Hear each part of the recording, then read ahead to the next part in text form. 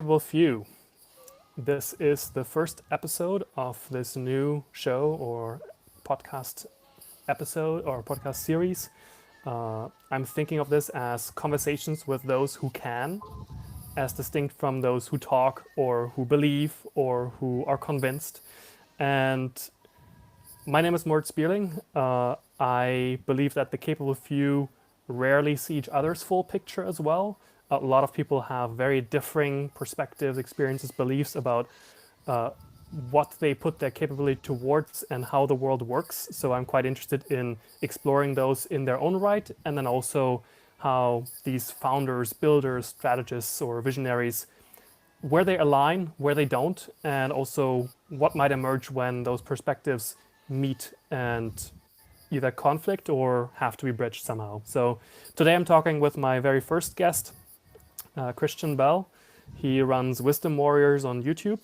He has written a book called The Psychology of Slaying Dragons, and he also leads the ReTribalize Project, which I have taken a look at and joined, since I'm also currently interested in setting the groundwork for, at some point in the middle distant future, create some sort of community, whether that be with families, whether that be with perhaps more of a educational or academy oriented one. And that's what ReTribalize is oriented towards, offering people ways to meet others who are similarly interested in creating these kinds of new groupings, as well as giving them the tools to organize around that. And so we're both kind of working on converting atomized individuals into what you could call capable members of functioning groups. And I think we're doing it from slightly different angles, although I believe there is a lot of overlap. And so I'm kind of curious where we converge, Kristian. Where, in general, uh, does this brotherhood focus that you've had for some time now come from? Kind of what happened in your life that made brotherhood seem like a powerful, perhaps tool or general context or life element? Like how do you think about that, and what happened in your life that this was became to be that? Yeah, thanks for having me on, Moritz. I'm excited to chat with you about this. The idea of forming capable groups out of an atomized whole is probably it is the most inspiring thing in the world to me right now. And I think a lot of men out there are searching for meaning, are searching for like, where's my like tribe? Where are my people? Like, what's an ideal that adds a lot of like inspiration and power to my life? And this is what we have to think about, right? Like, how do we form capable groups again? So I guess like maybe a little bit backstory of how I like arrived at this mission here is when I was growing up, um, I existed like within a high school, within a social structure that was given to me largely, right? And my basement basically turned into like a salon, like a men's den, right? We had a ping pong table, a chess table, a pool table, and like I would have four, five, six friends over every single night for all of high school. And like I was never chasing women because I wanted to be a millionaire, right? So like I wanted to like build businesses and like, be valedictorian of my high school class and stuff. So in general, the people I surrounded myself with were striving, right? So one of my best friends in high school, he probably slept over at my house five nights a week every week for 4 years, right? And we played thousands of matches, thousands of ping pong matches, like thousands of hours of homework of doing like all these like AP classes and stuff to get in a great college together. And I ended up going to Columbia University. He ended up going to NYU, so we were like neighbors then, right? And I had this like insane sense of brotherhood in that, like in sports, in my like my high school basement, like just like really great male friends. And I took it for granted because when I dropped out of college in the first 3 weeks, I just like went off into the frontier, right? So I had this like spiritual awakening. I was really disillusioned, I guess, with like our government, with our politics, with the dream of being some like billionaire. I really didn't like. I was going to this like, school where the first week of it was like identity politics being played out. Um, it just wasn't a great environment for me.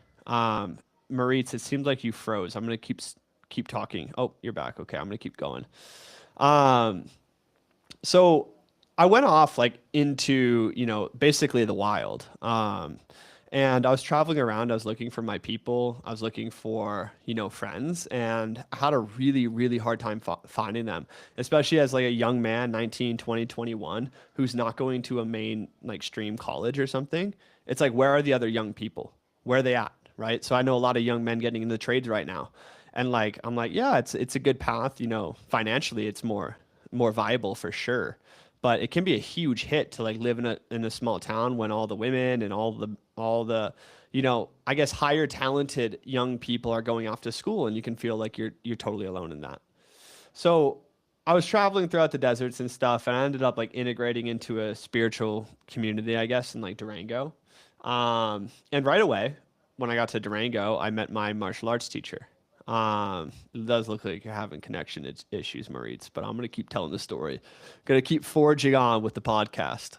Um, yeah, so I met my martial arts teacher when I got to Durango, and I ended up living in his backyard, kind of like Karate Kid, for a few months there. Uh, Before he actually moved in with me, and like we started building this brotherhood, circle around us. Um, and like fast forward, a lot happened. There's a lot happening in the past decade of my life, from like, heartbreaks to relationships to, building a brotherhood to having that kind of falling apart to building a new YouTube channel to the Men's Academy today. But ultimately, the one piece that's relevant for our conversation here is that when I went through this huge breakup in my life, right? I was with this girl for 4.5 years. I found myself in the desert alone, like hopelessly alone again. I'm like, damn, I'm not really bonded to one individual in the world, right? And like, I'm talented. I got good social skills. I'm interested in a variety of domains, and like, I want to build a new town, and yet I'm not bonded to a single person in the entire world. And it really like pulled the rug out from under me to realizing that like there's this really deep. Oh, Moritz went away. Um, Problematic, huh?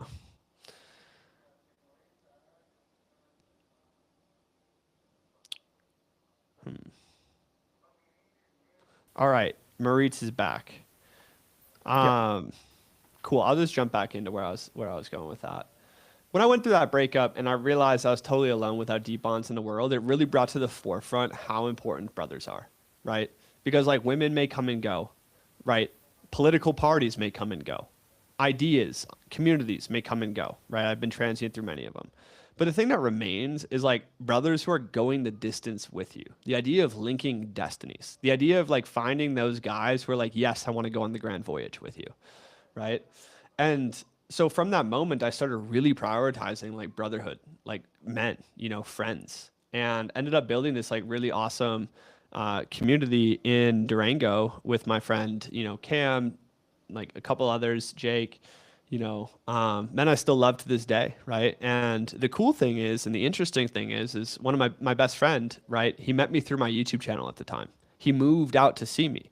And from that point, we started doing sauna, cold plunge, hikes, music, meditation, like ceremony every day or every week, right? And we do that for multiple years. And it formed this like friendship of like going through life that felt really good. It felt like a flashback to what I had in high school, right?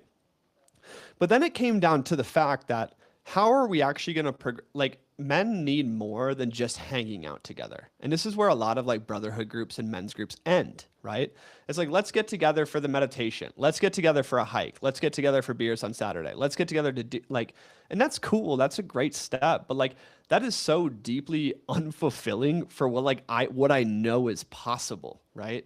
It's like this element of, hey, like, this is who we are. That's our ideal, right? And like we're going there together. It might sound romantic. I am a romantic soul, right?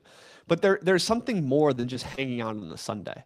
There's some element of like interdependence, belonging, shared meaning, shared purpose that's really important. But the difficulty is like, how do you actually create shared purpose in an atomized world where the only purpose left is these very individualistic tracks of like, hey, I'm going to make money to get my nice home, to have my nice family, and maybe make an impact in my community. Like that's like the old dream, like this hyper individualistic dream, right? And like, it's just, it for me, like, I think it maybe is just the quality of my character, but that dream falls so far flat on its face for me. It's like, that is nothing to me. Right? Like I want a glorious like tribe. Like that's all I want. Like that's it. you know? And yeah, like, maybe that's too romantic for some people, but I think everyone deep down like wants a sense of like camaraderie going the distance with you towards something that is meaningful. How do you build that in such an atomized world? And this has been the question that has dominated my thinking for the last like 4 years of my life, right? Is like, how do we actually build like brotherhood towards a meaningful goal? And I think there's actually a lot of opportunity for that, which I'm sure we're going to talk about. Yeah, that's a great lead into many different directions. I think one of the one of the experiences in my life that is somewhat similar to what you've had, even though there's definitely differences. I grew up with three younger brothers, so I have kind of had the familial brotherhood, at least in the sense of having brothers. But there's a difference between having brothers as in kin and having brothers as in men, whether brothers familial or not, that you can rely upon for Mm. your life, for life and death, Hmm. for economic interdependence, for serious life things that isn't automatically a given, unfortunately. Uh, so I am not currently in a place where, with my brothers, I have that kind of experience. Like I could probably call upon them for support. We offer each other help sometimes, but we're not integrated in a kind of constant interaction. I live far away from them. Like they have a very different life path than I do. So very tangibly, brotherhood with my familial brothers is very much limited in that regard for now. Also, as my resources and capabilities are still in this intermediary stage of development. Mm. Now, on the other hand, I left my family and my country and continent, if you will, and even college um, in 2014 to go down to Chile and join this weird group of guys and sometimes girls at some point called Exosphere. And Exosphere used to be this kind of life and entrepreneurship community that was living in Vina del Mar, which is part of Valparaiso, founded by this guy called Skinner Lane. And it put on entrepreneurship boot camps, essentially, that had a very distinct philosophical bent to them. It was much more about actually engaging with and seriously uh, playing at life, if you will, than kind of making a business or exiting a startup or kind of the more typical economic ventures that uh, ambitious young people are fooled into believing will answer their questions about life and how to live in it. Sometimes Mm. I remember one of the writing the text that Skinner wrote that deeply touched me and ultimately convinced me to go that ultimate distance kind of away from my familiar context was one where he essentially took apart this secular heaven, secular dream of either the dream job or kind of retirement as this ultimate attainment of of heaven on earth, right? Like, oh, you don't have to work, like you can just exist as this ultimate thing you could to aim for, and for younger people, this promise of I get the dream job, or like I'm joining a company and I get to do meaningful work and have good pay and I'm around interesting people. And that is attractive, of course, but there's so much more out there or so much more possible than simply being in an interesting economic setting. And even the pension thing in particular is so spiritually dead. To aim for a state where you no longer have to kind of do something valuable for others and that be the apotheosis, the apex of your attainment, is just mind-boggling to me. And so Yeah. you kind of have to wonder, how did we societally, culturally, civilizationally even arrive at a point where that is the case? Mm. And so I have an this kind of interesting where theory about that. I want to hear it, Yeah. and then maybe you go first, and then I'll tell you what I think. Yeah. Yeah, like what you just described, like this economic individualist dream of like existing with like more prosperity, freedom, like it actually makes a lot of sense if you're still living within a social structure, right?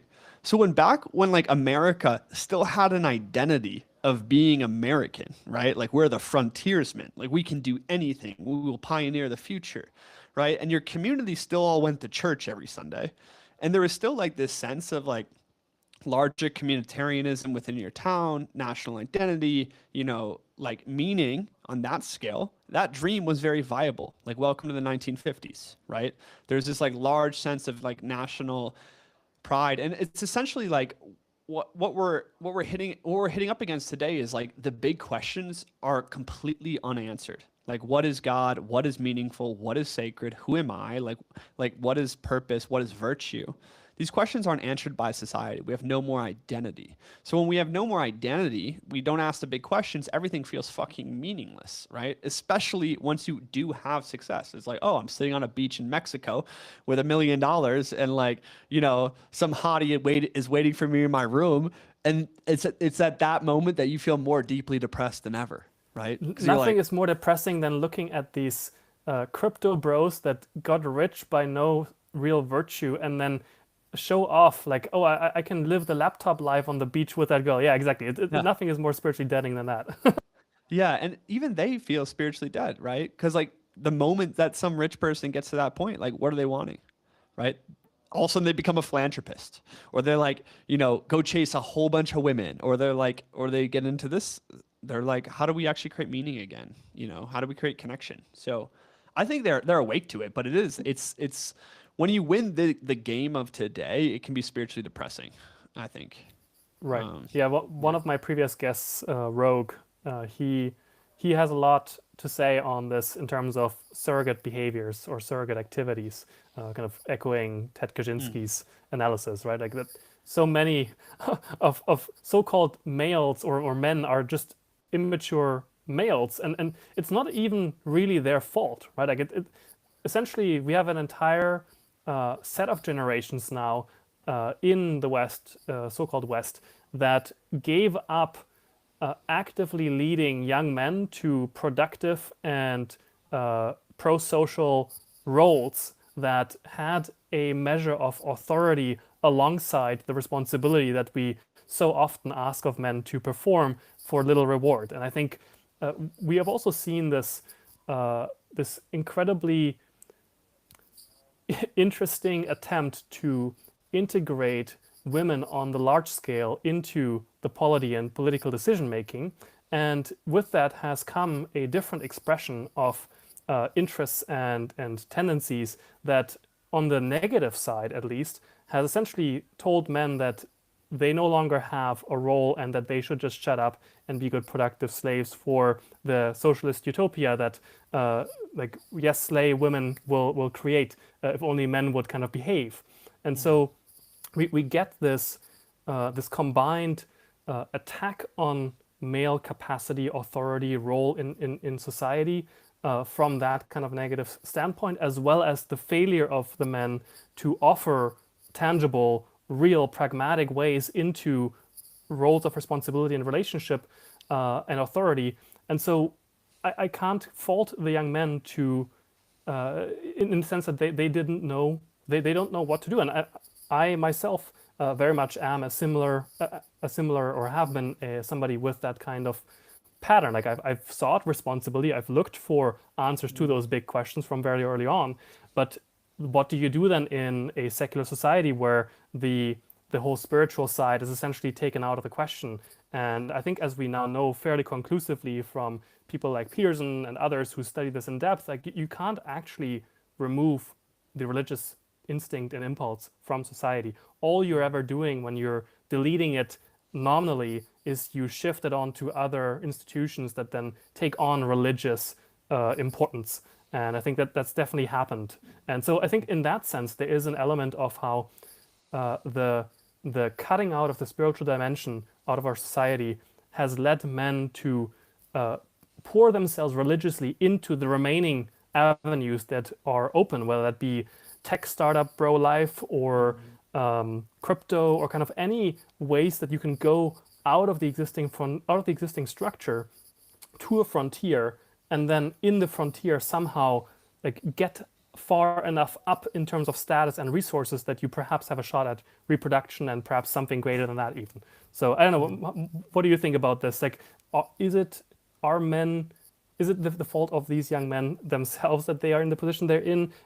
Did the people, the generations above us, abandon us? Like, how do you think about this? Well, to start with, there's always been the capable few that, regardless of what social structures exist, will go pioneer into frontiers. It's called being a pioneer, right?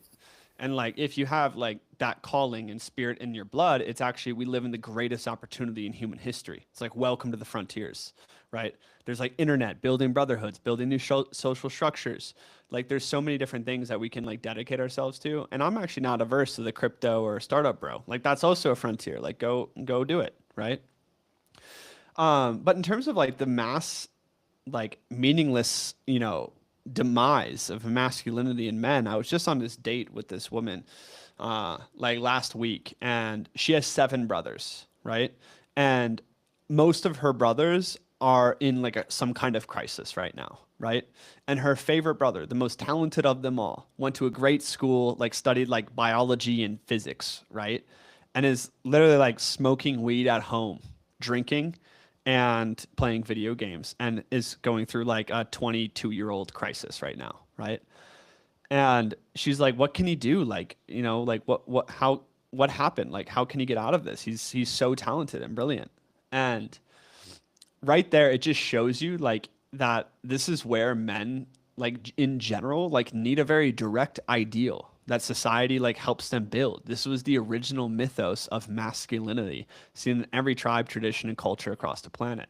It's the fact that masculinity is generally measured by the exception, and it's measured by the heroic myth of that people, right? So if you're like, grow up in ancient Greece, every single day you're going to hear stories of Achilles. You're going to hear stories of Heracles. There's going to be very clear paths to executing the ideal in your daily life, whether that is training harder with more arete, whether it's winning glory on the battlefield, winning glory in the Olympic Games, like debating and orating like Odysseus, right?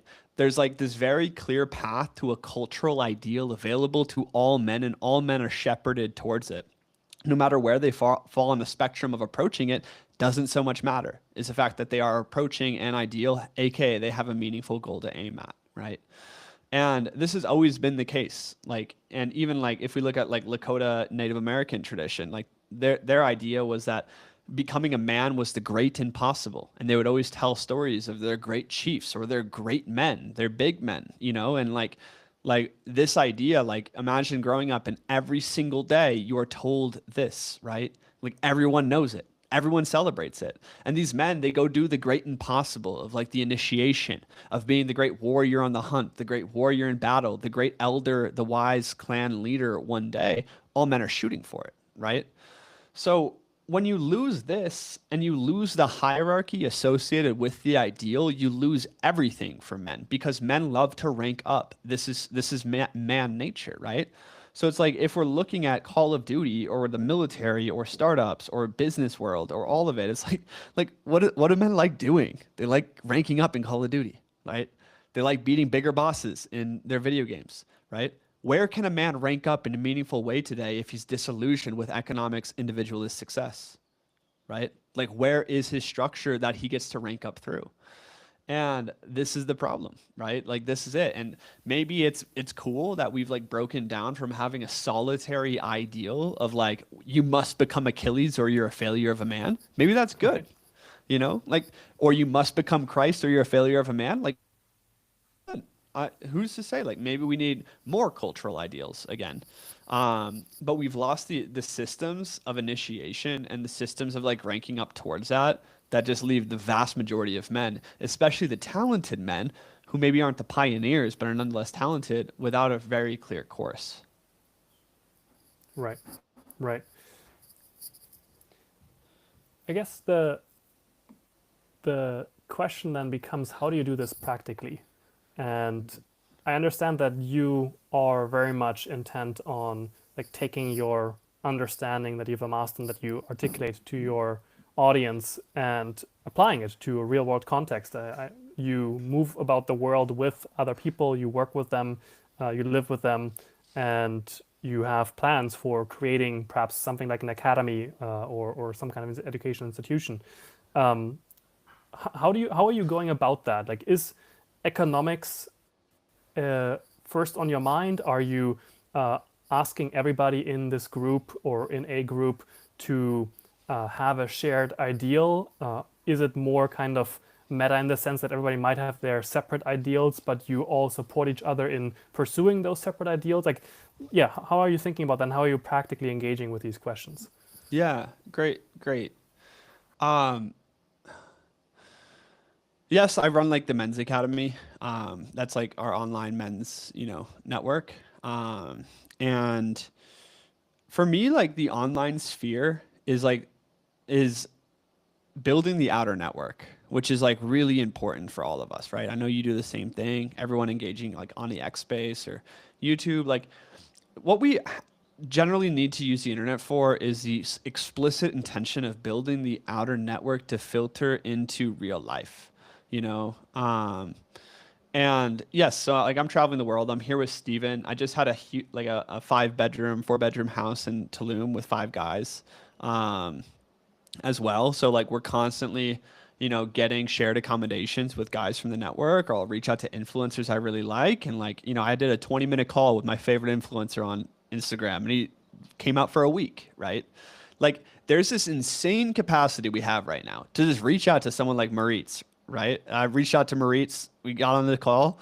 Like the chances of me and Moritz meeting up in the next year or two is very high, like, 90%, like probability. So we have this insane capacity to constantly build the outer network to filter into our inner tribe. And I mean, practically, like in terms of practicality for everyone here, most guys need roommates, right? Like if you need a roommate, why not find someone super highly aligned with you who's already part of a larger fraternal network and then make that house into a co-living house within the network, right? So this is the goal of the Men's Academy, is how can we have hundreds of guys in a high trust network online manifesting into unique academy houses around the world, right? So we have like a couple guys living together in Costa Rica right now, right? They're more into like the psychedelic integration, health coaching world, which is great, like that's one aspect I'm interested in. It's not my full ideal, but it's theirs. It's like the medicine, health man that's like a vitalist in Costa Rica. Cool. Right. Like let's have that co-living house, right? We have another guy up in Vancouver who's very interested in AI tech, the cutting edge of like new technologies, right? And he wants to build like a entrepreneur hub, right? So he lives with someone that also is a tech founder, and they invite out guys from the college campus, every year, like one of the business students to come live with them, and they instantly create this like interesting entrepreneur hub every year, right? So there's this capacity that we have today to join fraternal networks or put up a billboard like we do on the internet of like, hey, this is what we're about. Like come through, right? See if we resonate, Right. see if we connect. And if you do connect, there's this capacity to like meet and build the outer network to filter to find one co-living co-founder, right? Right. Right. So practically, like this is where my mind goes. We don't even need to like business for sure. Second step, like economic engine, super important. But like it's not even necessary, right? Like you could just work your job as a carpenter or welder or mechanic or get a job serving beers. Like that's what I did for many years. I bartended Right. 2.5 days a week, paid my bills, and I constantly built brotherhood around me, right? Um, so like if you are a young man out there, all you really need to do is limit your expenses, increase your mobility, right? Somehow, whether that's through savings, starting a side hustle, right? And then find someone through your outer network that you really resonate with and start creating co-living spaces. And like, guess what? In the beginning, you're going to fail. Like, you're going to pick the wrong people. There's going to be like clash. There's going to be conflict of interest. There's going to like, like I've outgrown and grown through so many communities, but I'm at this point where I'm like, okay, I understand what it's going to take to like actually build stuff in the real world. And like, the difference between what I want to do and what most people are doing is like I am so bullish on the fact that we can filter the whole world through the internet. So if you want to Right. start like a real parallel movement or parallel society or parallel institution, like it's not just Johnny and Tommy, down at the bar with you, right? It's like you can find the best people who feel and think just like you and organize in real life. This is insanely powerful. Like you can build a bowling ball down a mountain. Like if you put together a team of the capable few of 10, 15, 20 guys who are all creating co-living spaces with their wolf packs, right? And then you come together in like a bigger project, like this is how you can change the world. So, I love it. I love it so much. Yeah, I have recently also really gone deep on thinking of the internet not as the place to be, but as the infrastructure or the frontier to like find people and then bring back into real life. Or like I sometimes think of it yes. as like the infrastructure for doing other things, and these other things are the ends, but this is the infrastructure that you really should use for to that end. Yep. I just see I just see so many people get stuck on kind of in the frontier without any people that they can hunt with and without like orientation, without skills of trapping and so on, essentially spending their lives on the internet in this passive consumptive way. And I think that's the failure mode that I'm incredibly attuned to because I was that guy to some Mm. extent. Like I was the guy who absorbs information without end and then has trouble applying it practically to his own circumstances. And so in that sense, that's really what I'm working to do with Modern Minuteman is to take people from this general atomized, disoriented, confused, passive stance and Yeah. reorient them, put them in touch with interesting people, open their mind to the powerful narratives and visions that are floating out there by capable people, by capable few, and then to do my part in kind of resorting them into the appropriate contexts where they can actually practically move forward. Because I think that is essentially what this modern world has done. It by creating these incredibly powerful states, right, like and state Hmm. machineries, bureaucracies, we've externalized all of the functions of a community to an impersonal machinery that nominally is supposed to be charged with our defense and our cultural well-being and our economic prosperity, but because of the distance that it has to us individually and as small groups, and then with its charge being over so many disparate groups, it ends up losing its original charter, if you will, or its original mission, and simply becoming yet another organism that defends its own existence regardless of the interests that it is supposed to serve. And so I think this is where we are currently collectively relearning the very basic human competencies that used to be essentially universal and agreed upon and not even worth commenting on because they were so assumed. And we, largely due to the Industrial Revolution, partially due to these political changes and kind of our technologies that have come about, we forgot what it really means to be a core somebody who has core human competence and who exercises it on a daily basis and who does so the in a collective setting with others who he shares interests with. Partially also because we're no longer actually living in tribal or village-like communities where there is a continuity of relationship with other people over longer periods of time. And so we're kind of reshuffling everything around this new infrastructure of the internet that allows things that happen on the other side of the world to affect how I'm thinking and living right now. So Mm. I agree with you. It's a unique challenge and also a unique opportunity. Yeah. Yeah, I like your point actually about like the size of the state being the thing that makes us feel so atomized and like disconnected from maybe meaning.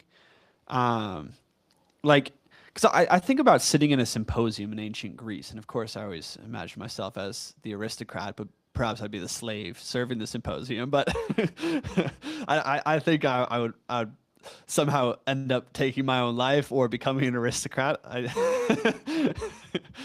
Either way, so let's say you're sitting in a symposium in ancient Greece, you feel like your debate in that symposium, swaying the minds of others, actually has some measure of influence on the political body. That your ideas in the assembly can actually move things, right? That your network and like your, how you engage in the economy, like how you engage in the culture, how you prepare, your people for war, X, Y, and Z, these things actually have meaning to the whole, right? And even if you go to a smaller tribal setting, same thing. Like being just like a man on the, a good man in the tribe, you're going to get respect and status, and you're going to be able to influence the tribe in meaningful ways. The bigger the organism gets, the more disconnected you get from direct, meaningful action. This is like what really creates, I think, the problem. And it's actually why I think if we go back to the highest points in Western civilization, being, maybe the golden age of Greece, the Renaissance, um, both of those took place in city states, right? Like it seems to be like when there's a city state model, there's enough incentive to like achieve distinction and capacity to influence the thing that it actually calls up the best men, right? But when we live in this like super impersonal, huge society, the best men I know are leaving it, right? They're trying to like go do something else. They're trying to like oppose it, right? And I think this gets in like Peter Turchin's idea of like the counter elite, right? It's like the guys who could have rose to the top, but like didn't want to, right? Are like, or like couldn't get past like all the red tape or something, right? It creates this huge problem. So I do think that the bigger an organism gets, the like it's just it really disconnects people from meaning. And then like how do we actually exist in a tribe again, right? This is gonna be hard. Like we have a lot of work to do in front of us, right? Because I can make it sound romantic, like yeah, like living in a tribe, let's build an academy, let's build new towns. But it's like, well, realistically, like you're only gonna really, really like a few people, right? You're gonna like maybe like 50 people, but you also like you're gonna not like quite a few people. Like, You're gonna have no matter. obligations to people that you might not like, and you'll have to exercise them anyway. Yep, exactly. Exactly. So it does get interesting on this frontier. Although I do think like we do have the insane capacity to filter like never before. So I think my fundamental thesis is that the tribes, the villages, the towns, and the cities of the future, if you fundamentally focus on like what quality of people you want and excluding or filtering all else and having clear rites of passage into that network, that like you really don't need that much like bureaucratic systems. Like bureaucratic systems exist to like be imposed over the masses, right? But like if you're collecting the capable few into your wolf pack, like like if you just focus on that and focus on clear like a clear ideal and clear initiation or filtration process on like who you're gathering, we're going to create really cool stuff and a very diverse like array of different projects, I think. Right, right, yes, definitely. And I think there is a there is a question around how do you find the right ones? Like, is for you like the religious identity the primary one, or are you somebody who's just like, I'm not speaking necessarily about you, but like in general, like people who are thinking about Yeah. this or who want to do this, like do they prioritize that religious identity? Do they look first for people who are just competent? Are they, does it really not matter? Is it really just about gathering some of the experiences, putting themselves out there into the unmediated world in some sense, and kind of blooding their nose so that they actually learn real world, in a real world sense, what it takes to build strong relationships? And you can't, many things you just can't think your way out of or into, right? Like this is the I think the inevitable failure mode and limitations that you run into when you are and perhaps intellectually and analytically gifted and interested person like myself. Like you cannot win just by thought alone. You have to act. And so this is, I think, the question, or not really the question. This is the simple answer. It's to do something and then to learn from your action and just continuously adapt. And you are going to have problems. You're going to run into slimy people. You're going to be probably taken advantage of. And hopefully it won't be catastrophically so that you cannot pick yourself up again. But yeah, you have to do something. Yeah. Yeah, I mean, in terms of filtration, you just nailed like the first thing I filter for. It's capacity. Like do you like can you do it? Like can you act? Can you build something? Right? And it's amazing is like some of my best friends, I actually have a lot of grief around it, is like they couldn't come with me, right? Because they literally couldn't come with me because if a man is incapable, he's not useful on a team. And if you're not useful on a team, you're not useful as a man. Like that's just like, especially in brotherhood. Like brotherhood is based off capable men going together, right? So Right. it's like if you can't pull twice your own weight, like that's probably the first thing to look at, right? Of like, can you build something? Like, I had this guy that was really gung ho on like building brotherhood and like wanted to build new towns, and like I tried to have him build a thumbnail for me, and he couldn't do it, right? And I'm like, wait, if you can't design a thumbnail, like how are we going to design a new city? Right? Like I need you to Right. like I need Right. I need the capacity and agency and execution to be like god level on the thumbnail. Like, you know, like if we're gonna go I- build a new city. in Like, some sense, I believe actually that due to this single fact alone, uh, we, the so-called parallel kind of yeah. builders or so on, so far deserve our fate as not being in charge because we simply do not currently yet display the capability of governing our relationships, organizing our groups, running economic engines, and so on at the level of like not just a tribe, like let's Yeah. put that to the side, like nation states and civilization scale, right? Like this is not something that you do willy-nilly and on vibes. And Yeah. so I think the this is sometimes where I get frustrated with people who are very loud online, but Mm. who criticize the men in the arena, but who don't do anything in their own real life. I mean, I personally, as part of my affiliation with the Natural Law Institute, we ran into this as well. Like we tried to essentially offer the so-called disaffected right, or sometimes the kind of the lost boys, as we sometimes like to call them. We try to organize them. We try to offer them a umbrella within which they could work together with others to pursue their political interests. And the first thing you learn when you try to do anything politically or otherwise, you have to put some measure of your own interests aside in order to work with others who have Yeah. differing interests. And they were not willing or prepared or able to do that even to the minutest degree.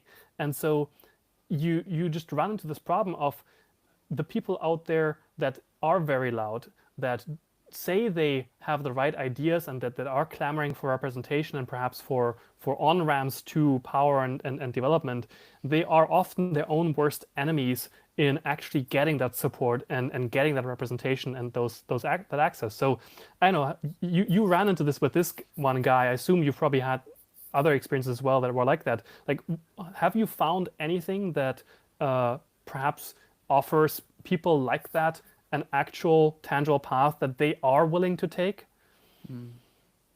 Or do you just have to let them fall by the wayside and essentially produce in them this anxiety that they're going to be left behind unless they put aside their childish toys and join the people Yeah. who are actually doing something? Yeah, I mean it's a great thing. Like in terms of like who I invite in to like, come with me and like, build in real life or, hang out in real life, I am looking mainly for capacity. Like even over like capacity first, I think like character and like alignment second. Um, and when it comes to capacity, the interesting, like maybe that guy I use in that example, maybe his like strength isn't thumbnail design, right? Maybe it's like building, building infrastructure or buildings or sheds or whatever, right? Um, that's fine, but he needs to like know his zone of genius. And the really tough challenges today, like if we actually really want to get some of these things going, like you do need multifaceted people, right? That are like, hey, I can like build the thumbnail and the shed, right? Like that's who I want, right? I need like very high capacity, someone, right? And also like, but also I think like for men out there, like finding your zone of genius, like finding the thing that you can add a lot of value to and honing in on that is great, right? And this is why like a lot of people like my explicit goal is to build the next great town. Like that's what I want to do in the next 15 years of my life. I want to build an incredible town in the United States around an academy with outposts all over the world. That's my goal, right? The moment I say that goal, people are like, "Well, what are you gonna do about like the economics, right? What are you gonna do about the infrastructure? Like, are you gonna rely on the centralization of industry, or like what are you gonna do about the politics, or how are you gonna organize the agriculture, right?" And it's funny because anyone asking those questions, it reveals to you where you're actually most interested in. When I tell you I'm going to build that, like when you ask the problem, that's the problem you're supposed to solve, probably, right? Right, And the right. second thing is, I don't give a shit. I literally don't care because guess what? I talk to experts in all of those fields every single year. It doesn't matter, right? Like all that is required is that you can build a network of people who are capable in their zone of genius and then get them together, right? Because like I don't need to know about permaculture and agriculture, right? My best friend like has run farms his whole life and can't wait to move there, right? So it's like this is the other thing is like I maybe I'm giving a variety of answers to one question, but like I think honing in on your zone of genius and generally like building your network, finding one like really close friend who wants to link destinies with you, and then learning how to engage in a larger body without all like the the ideological like autism basically. Um like Right, right, that's right, what we right. need to do. um I like it. yeah. Yeah, very, very good. Do you consider, I mean, you shared earlier that you had a date with a girl. Like, how does family play into this for you? Are you like looking to start a family soon, like that? Because oftentimes this is also the excuse people throw in that like, oh, you if you can't attract families, then you're probably going to fail. Or if you have people that have families, they are naturally less likely to be mobile due to Yeah. those limitations. So does this play into your thinking at all? Oh, absolutely.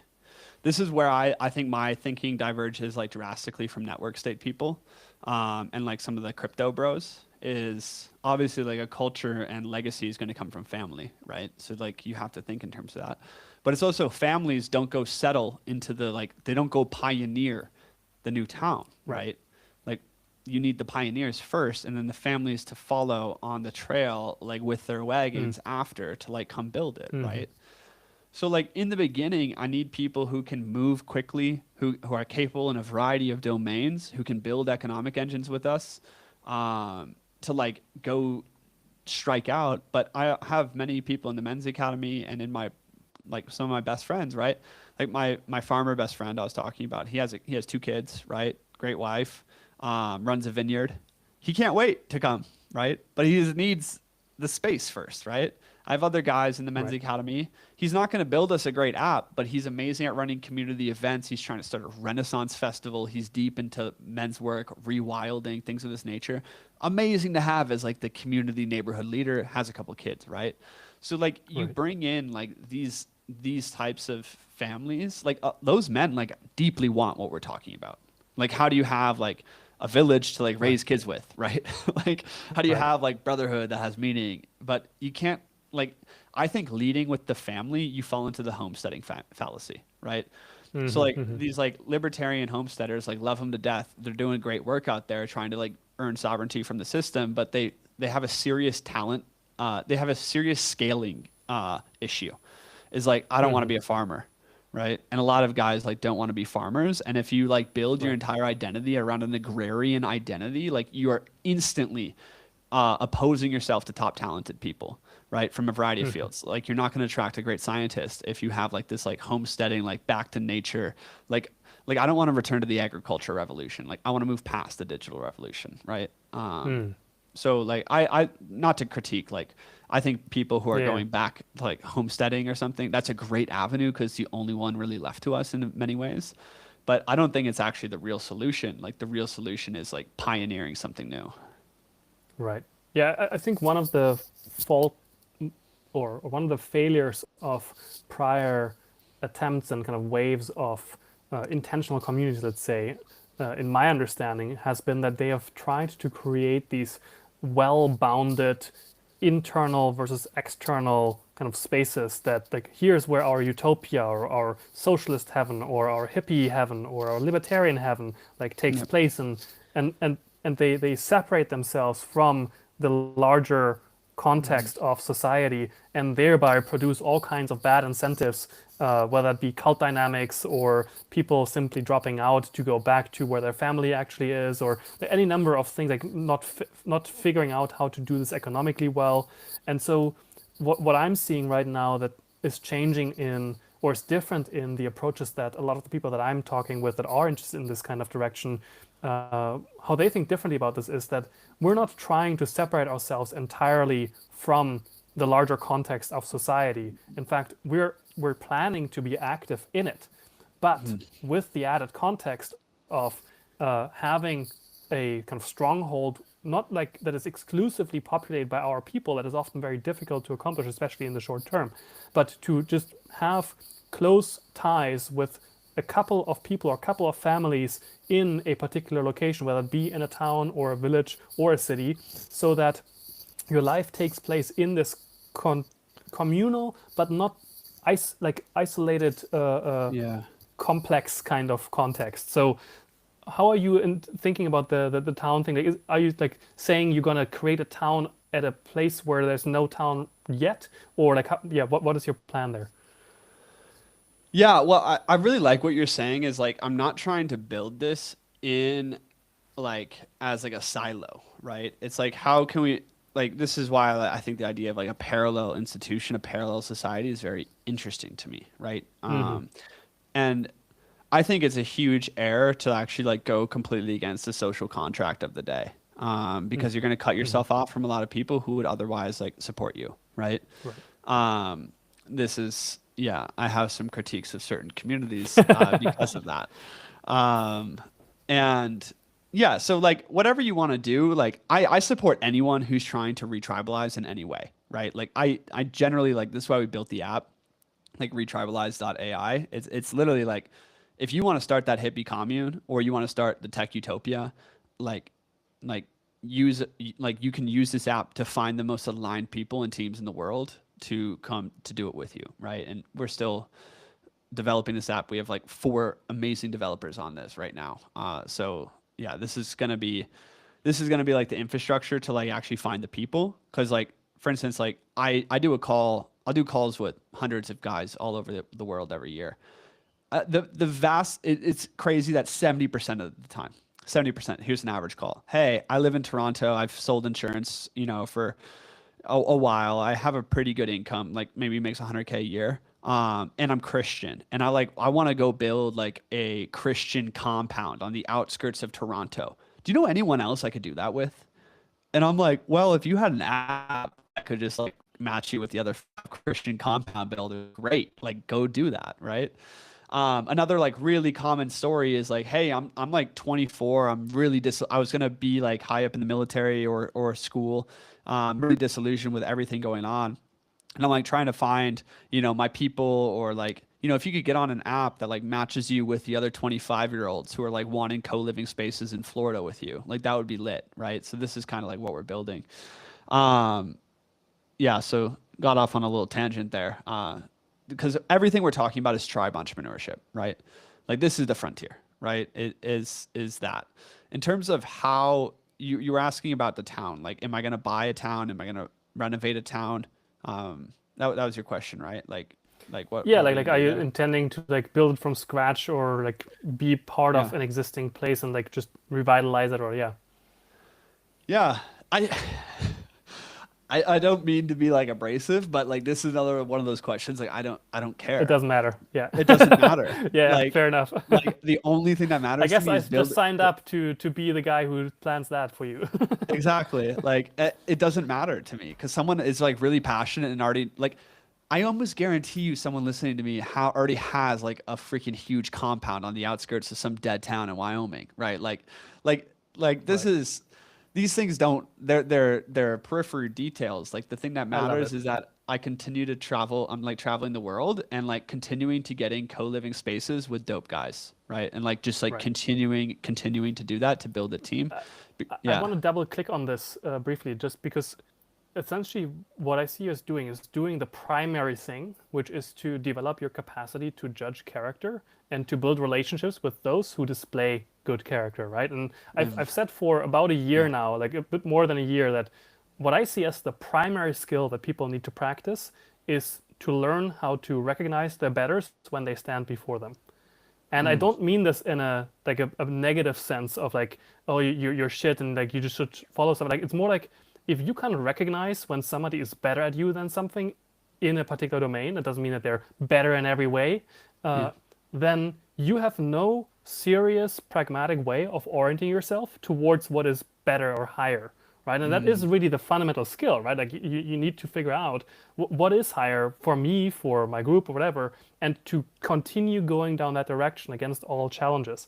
And Yeah. so oftentimes actually the thing that I tell people alongside many other things is figure out who's already doing something that you think is great and talk to them or make yourself useful to them or otherwise orient towards how do I learn how to do that or how do I support that guy doing that. And so I guess in that same spirit, I want to ask you the second to last question, which is what would be useful to you right now? Like from me, from this audience, from other capable people listening, like what could really be useful to you from them? I think the most useful thing to me is guys who have some location freedom, or have space around the world, like you have extra space and are super aligned with this, right? As like, because man, if there's 25 to like 40-year-old men who have location freedom and are like, hey, I'll come get the Airbnb next to you guys, right?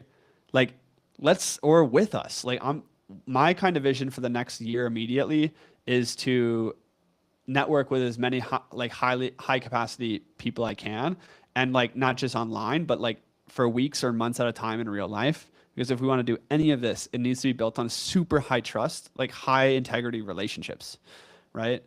So I'm constantly offering guys to come out and see me. We always have an extra room, and I think if you have space to do that, that's great. I mean, we're always looking for investors in our app as well, like ReTribalize Mm-hmm. app. Um, yeah, and like, developers, like, I think what you just hit on is super important and super difficult today is like, how can you recognize if someone is further along than you and maybe join them? What does joining forces actually look like? This is hard. This is so hard to do, right? Because like we're aligned. We're going a very similar direction, right? Like what is like how do you actually keep driving your project? I keep driving mine, but like how can there be alliances? And this is like this is something we all need to like really think about. This is maybe some ego checks and humbling can take place around this, like on what we can do. I know for me, like if someone is a leader and they're intelligent and stuff, like generally they have ideas about like their CEO, their CEO. It's like you can't have, like you need a lot of CEOs, but um, it gets really tricky, and we live in this age of like the solo entrepreneur, right? It's like, oh, I'm just gonna do it myself, right? And like it's tough, but like we have to break that mold somehow. Like we cannot build something truly of scale, of like beauty and meaning and like like legacy, like by ourselves. Like we need to unite leaders together somehow. Excellent. Yeah, I think that's leading us well into the last couple of minutes before we close. I think the thing I wanted to pick up from earlier briefly is just I think the modern liberal democratic state, in some sense, functions like a smokescreen. And what I mean by that is it puts up uh, this show or theater performance that people follow, the spectacle that where there's kind of in this pro wrestling manner of like there's this guy and these factions and like look how important the spectacle is and pay attention to it, and all the while Mm. you're putting your attention far away from your personal life. Around you you can be robbed blind, and collectively we are being robbed blind, and kind of our commons are being destroyed successively. Yeah. And so in this sense, what I tell people who come to my project or who talk to me is refocus your energy intently on your direct relationships and the things, of course, directly in your control to some extent. And oftentimes that actually consists of lowering your ambitions in the very short term down to what can I produce?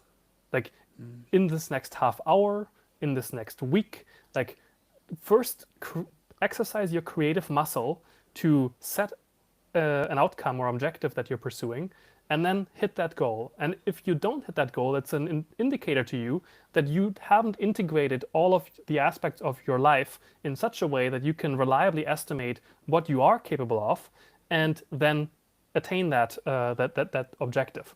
And then you lower your objective again a little bit, and until you hit it reliably, like 2 or 3 times in a row, and then okay, now it's time to set my sights higher, right? And of course, this shouldn't be an excuse to now not work with other people. I think they should go in kind of 2 tracks side by side. I think that's also my answer to the question I asked you earlier, which is it isn't that you need to develop yourself first and only then reach out to people, or reach out to people first and then develop yourself. These things can happen simultaneously, but you need both of these things in order to not fall into the 2 failure modes of either kind of being the solipsistic autodidact that makes all of the mistakes for himself again, nor the one who is just following a group and kind of learning a new normative structure and not actually developing his own capacities inside of it so that he can climb to superior positions in that sense. So I guess the last question before we go, well, where can people find you? Should they reach out to you for things, and what do you offer to them to kind of go down this road? Yeah. Well, before I get there, one thing I'm just thinking of that might be really helpful for all men here is like, if you are capable and you feel like you're a leader in your life, the feeling of like, is this my project? Is this someone else's project? Who's the leader here? These things can get kind of heady, right? I remember when I started my brotherhood group in my young 20s, like I was like, man, I brought all these guys together, and like I am the leader here. But it was like I guess what I'm saying is the guy who just like takes action, keeps taking action, you automatically become the leader in a way. And the thing is like, I don't want followers. I don't want members in my community. Like, my expectation of someone, if you want to be, like, become my great friend, and that's what I want someone walking beside me. I want someone who becomes my equal or is my equal, right? And shit, if you're already ahead of me, great. Like, I will march right by you until I become your equal. Like, that's like my whole mentality, right? And like, this is this idea of like intrapreneur, right? Instead of everyone trying to like go start your own thing, if you're not ready to do that, if you don't have a very clear fuck yes target market, everything that like is set up for you, it's like, just become an intrapreneur. So my friend Brennan, who's my co-founder, who basically has equal share as me, like, to so many things we're building, right? Like, he just started in the men's academy, and he's like, "Yo, can I start running your philosophy call?" And I was like, "Yeah." He runs at like a Stanford level course, like right off the bat, right? Like a Stanford level course, right? And then I'm looking for a CTO to like help build this app, and like I'm like going through these guys, they all suck, and then Brand's like, "I could build it," you know? And I'm like, "Wait, you're a developer?" He's like, "I taught myself full stack this last year," you know? And I'm like, "Great, like, build it," right? He does an excellent job. Everything he does it really well. And like, now he's like my co-founder, like marching right beside me, right? So it just shows you like Brendan never had to become like an entrepreneur, and now he is an entrepreneur, right? Like, Right. so it's just this idea of like, just do things really well, like learn from people. Let's just get the ego out of the way on some of these things. I have a huge ego, but hopefully I can always humble myself if I'm in the presence of a mentor, for sure. And like, it things will shake out how they're meant to shake out. Like, we just have to go. So on that note, like, in terms of, you know, joining me, coming with us, 2 things here is like, I do run the men's academy. And you can always find that through my YouTube channel, Wisdom Warriors. Wisdom Warriors, I talk about a lot of the personal development, the spiritual development behind leaders. It's self-actualization for leaders. And then the app and the main project I'm very excited about is the ReTribalize Project. Our app is retribalize.ai. The entire philosophy YouTube channel app, it's around how do we create tribe entrepreneurs again, right? Like, how do we create real people doing shit in real life? And I think you were very good on your diagnosis of the problem is like this chronically online spectacle, when I'm like, how many of these leaders like have a startup and like have a political team in real life? Like, if those people, that's what I really care about. So Yeah, so retribalize.ai and then my YouTube channel, Wisdom Warriors. And Moritz, thanks so much for having me on, dude. This has been a pleasure, and it's great to get to know you. I appreciate you coming on, being my first guest to try this new framing out on. And I guess I'll send us off with a short comment on what you just described, which is so dear to my heart as well, which is this.